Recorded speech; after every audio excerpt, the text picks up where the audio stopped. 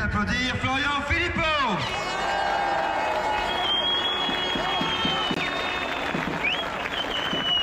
Merci à vous tous. Merci beaucoup.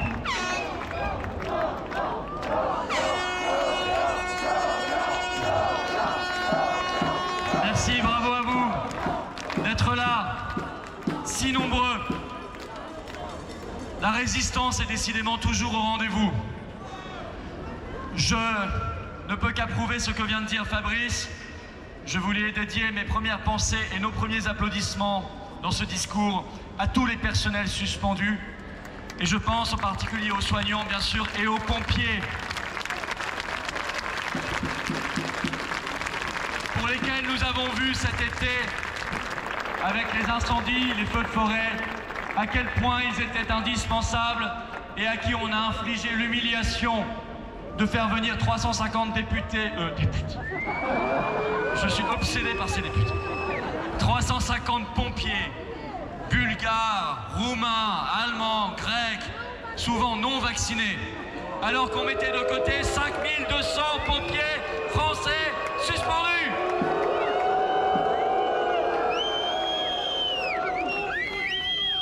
Nous ne les oublions pas et il y a effectivement le stand de la solidarité pour eux.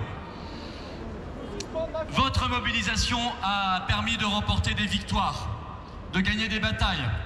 Je pense par exemple à la disparition du pass vaccinal alors que le gouvernement avait prévu de le remettre le 1er août. Je me souviens de cette manifestation pour obtenir cela devant l'Assemblée nationale le 11 juillet dernier sous une chaleur de plomb. Elle a renversé le cours des choses. Elle a fait changer concrètement le vote de députés. Elle a permis de faire basculer la majorité. Elle a permis de faire s'éclipser l'odieux projet d'Emmanuel Macron. Mais si des batailles ont été gagnées, la guerre, celle que Macron nous a évidemment déclarée, elle n'a pas encore été gagnée. Voilà qu'on nous recycle dans les vieux vêtements du Covid, les habits neufs de la crise énergétique.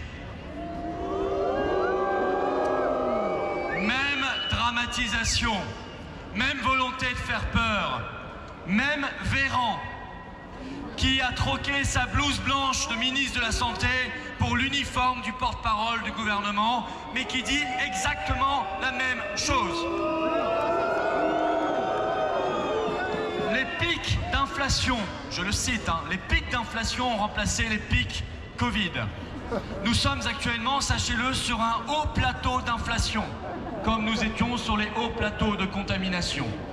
Et inlassablement, on réunit des conseils de défense énergétique qui ont remplacé les conseils de défense sanitaire, mais eux aussi placés sous l'abominable et inadmissible secret défense. Nous demandons aux parlementaires de faire sauter le secret défense.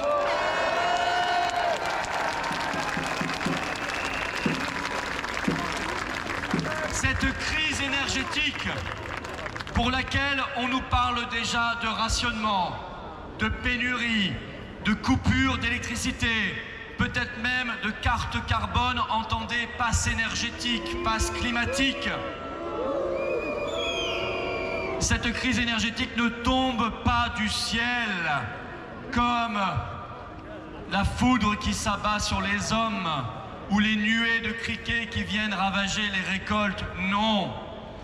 Cette crise énergétique est le fruit conscient de choix minutieux qui ont été pris en toute connaissance de cause, des choix nuisibles et dangereux. Qui a tué le service public de l'énergie en France? Les gouvernements successifs sous la haute bénédiction de l'Union européenne qu'il faudra bien que nous quittions par le Frexit. Frexit. Frexit. Frexit. Frexit. Frexit. Frexit. Qui a dit qu'il fallait fermer 14 réacteurs nucléaires avant de dire qu'il fallait rouvrir 14 réacteurs nucléaires? Et Emmanuel Macron. Qui a décidé des sanctions anti-russes qui sont en fait des sanctions anti-françaises? Pensée particulière ici pour notre champion national Bruno Le Maire. Ce cher Bruno qui devait mettre à genoux l'économie russe et qui doit aujourd'hui, jour après jour, constater qu'il n'a mis à genoux qu'une seule chose, l'économie française, n'ayant plus que ses yeux pour pleurer sur la faillite annoncée et réalisée déjà d'industries françaises qui ferment les unes après les autres, laissant sur le carreau des milliers et des milliers de chômeurs. Ces chômeurs-là n'ont qu'à se tourner vers qu'un seul responsable et coupable, Emmanuel Macron. C'est bien lui et toute sa clique qui devront rendre les comptes. Et qu'on ne nous parle pas d'écologie. Non. Alors certes, Greta n'est plus là pour nous dire ce qu'elle en pense, parce qu'au baromètre du Gotha mondialiste, la petite Greta a été remplacée sur le tapis rouge par Volodymyr Zelensky. Il est plus à la mode. C'est Zelensky qui l'a remplacé sur les marches du Festival de Cannes. C'est Zelensky qui l'a remplacé à Davos. C'est Zelensky qui l'a remplacé au MEDEF. C'est Zelensky qui l'a remplacé à la Mostra de Venise. Mais tout de même, non, qu'on ne nous parle pas d'écologie. Eux qui importent maintenant massivement du gaz de schiste américain, eux qui importent massivement du gaz liquéfié du Qatar, eux qui rouvrent nos centrales à charbon, aussi bien en France que partout en Europe, eux qui viennent avec l'Union européenne de signer un accord de libre-échange avec la Nouvelle-Zélande, c'était le 30 juin dernier, résultat, on va être inondés, littéralement inondés, et j'ai une pensée ici pour les éleveurs français qui vont souffrir, on va être inondés de milliers de tonnes de bœuf néo-zélandais, d'ovins néo-zélandais et de lait néo-zélandais. Je peux vous dire qu'il y aura de quoi faire des barbecues, n'en déplaise à Madame Rousseau. Mais ces barbecues ne seront pas siglés Made in France, ils seront siglés Made in Nouvelle-Zélande. C'est inadmissible. Voilà le fruit de leur politique. Ce sont eux qui tuent l'environnement, ce sont eux qui saccagent l'écologie et ce sont eux en même temps qui sont en train de nous préparer les coupures d'électricité et de gaz de l'hiver. Nous n'avons pas de leçon à recevoir. En revanche, nous avons, nous, peuple de France, une leçon à leur donner. Vous devez faire vos valises, faire vos bagages et partir.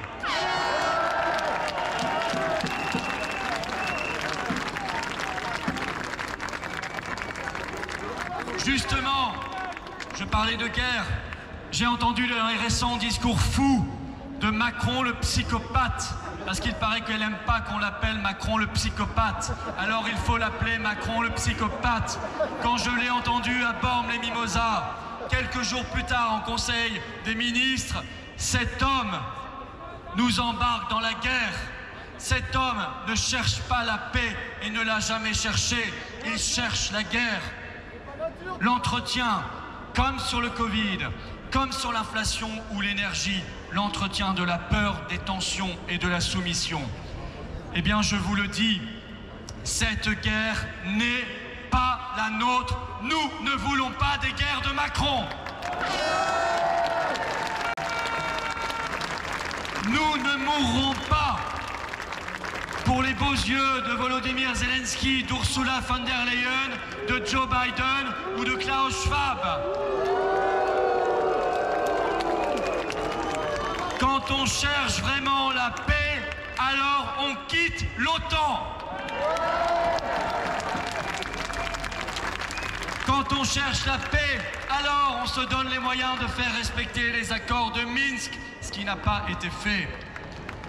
Quand on cherche la paix, on se détourne de l'affreuse propagande de guerre américaine.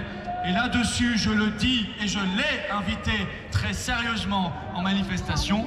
Oui, et je n'aurais pas cru dire cela un jour, Ségolène Royal a eu raison.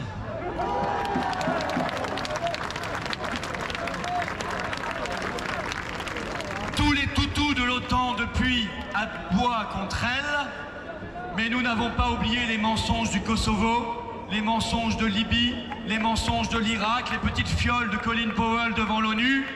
Non, nous n'avons pas oublié. Et j'aimerais avec vous que notre France, notre belle France, notre France éternelle, redevienne aussi belle et rebelle qu'elle l'a été. Notre France gaulliste, notre France qui porte haut le panache de la liberté, de l'indépendance, du non-alignement. C'est cette France-là que nous appelons de nos voeux. C'est cette France-là qu'on va rebâtir ensemble.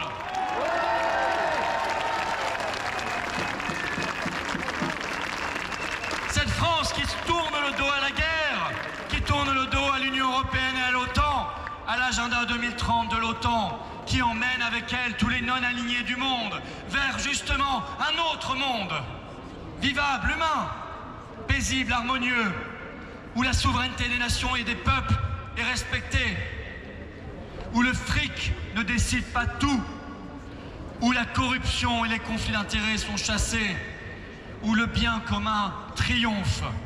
C'est cette France de nos héros, cette France de notre cœur que nous portons haut et fort ici. C'est cette France-là que la résistance aime. C'est cette France-là que nous ferons, je vous le promets, renaître ensemble pour nous et les générations qui viennent.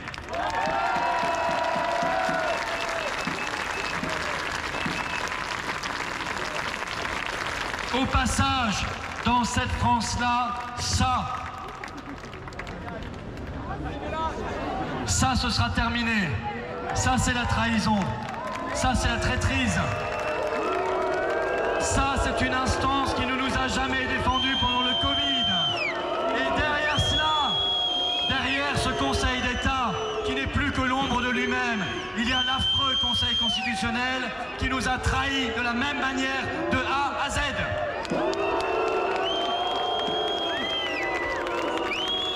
Alors, quid justement du Covid dans ce contexte? Méfiance. Méfiance. D'abord, il demeure des problèmes. Tous ces hôpitaux qui continuent de demander le pass à l'entrée alors que c'est illégal. Ne vous laissez pas faire. Ne vous laissez jamais faire. Il y a les suspendus qui ne sont pas encore réintégrés. Et puis, il y a cet état d'esprit, ces petits chefs. On a créé un état d'esprit, on a détraqué des millions de cerveaux par la propagande, par l'entretien de la peur et par l'incitation à la délation. Et ça ne se renversera pas tout de suite. D'un coup de baguette magique, il faudra du travail. Il faudra réinstaurer de l'éthique et de la morale, du bon sens et de la logique. Et puis, le nouveau ministre de la Santé, Braun, annonce déjà 2 pour le prix d'une, la 8e et la 9e vague. Il a déjà dit, il y en a déjà 2 qui arrivent, une pour l'automne, une pour l'hiver, comme ça, on est rhabillé. Le Covid, j'en ai l'intuition, va être utilisé comme un outil de gestion sociale. Quoi de mieux qu'un petit couvre-feu sanitaire pour calmer des foules énervées par les coupures de courant ou par l'inflation alimentaire galopante. Les appétits des grands labos devront également continuer d'être dénoncés. Et là, j'alerte tous les parents, attention, ils n'ont pas lâché l'affaire vis-à-vis des enfants. Il faudra, vous parents, que vous preniez vos responsabilités pour protéger vos enfants. Oui, nous n'en avons pas fini avec cette affaire. Nous avons gagné les batailles, mais nous devons gagner la guerre jusqu'au bout.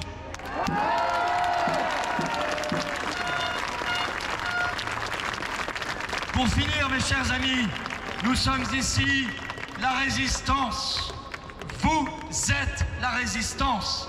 Il y a l'opposition, ça n'est pas la même chose. Ils restent dans le cadre, nous sortons du cadre. Ils sont dans le système, ils essaient de s'accommoder avec. Nous sommes en dehors du système. Nous combattons ce système jusqu'à la fin, jusqu'à la victoire totale, jusqu'à ce qu'il tombe totalement. Je le dis néanmoins, parce qu'il faut bien composer avec.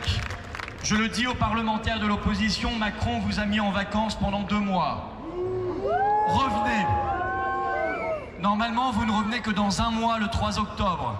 C'est beaucoup trop. Toute la France bosse déjà. Vous, arrêtez de vous la couler douce. Revenez. Siégez même de force. Ne laissez pas tomber votre responsabilité. Bossez un peu. Bossez. Faites entendre le peuple de France. Posez dans les assemblées les vraies questions. L'OTAN, le marché européen de l'électricité, les sanctions, l'Union européenne, le Frexit, la destitution, les motions de censure. Voilà où on vous attend. Alors, sortez de votre torpeur, sortez de vos vacances, revenez et bossez un peu, car le peuple de France vous paye assez cher pour que vous puissiez le faire. Dans tous les cas, nous sommes là, nous serons là, on ne vous lâchera pas, on ne lâchera rien du tout, pas un centimètre jusqu'à la victoire. Vive la liberté, vive la résistance, vive la paix et vive la France libre!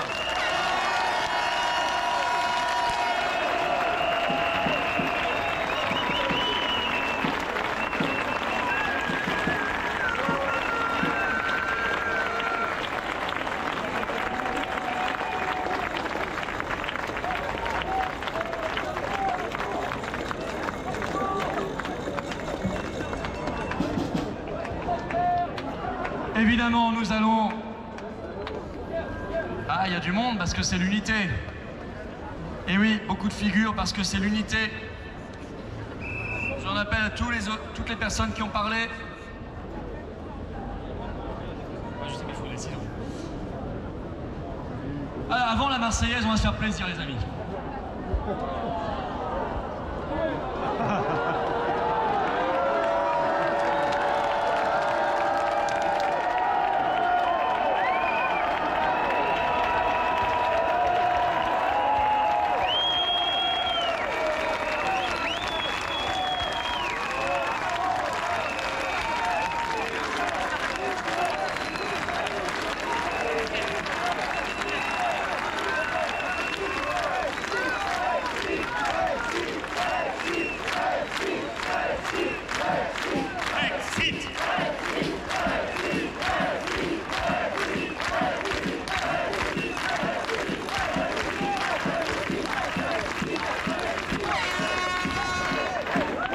Je laisse notre chanteur patriote Stéphane Kem lancer la Marseillaise. Allons enfants de la patrie, le jour de gloire est arrivé.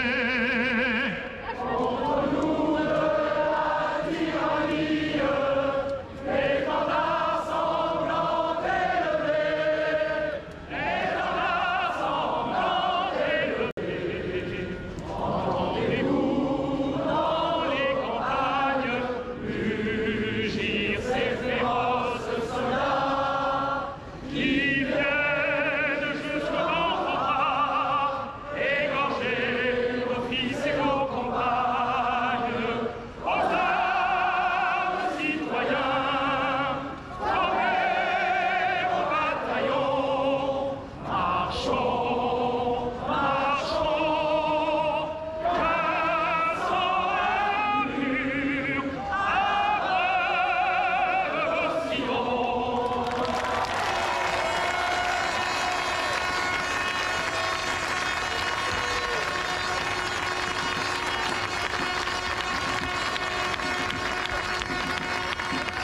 Vive la France!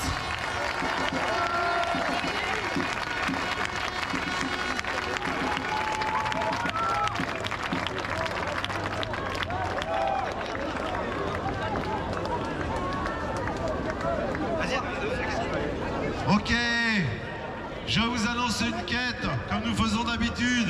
Nous sommes une dizaine à vous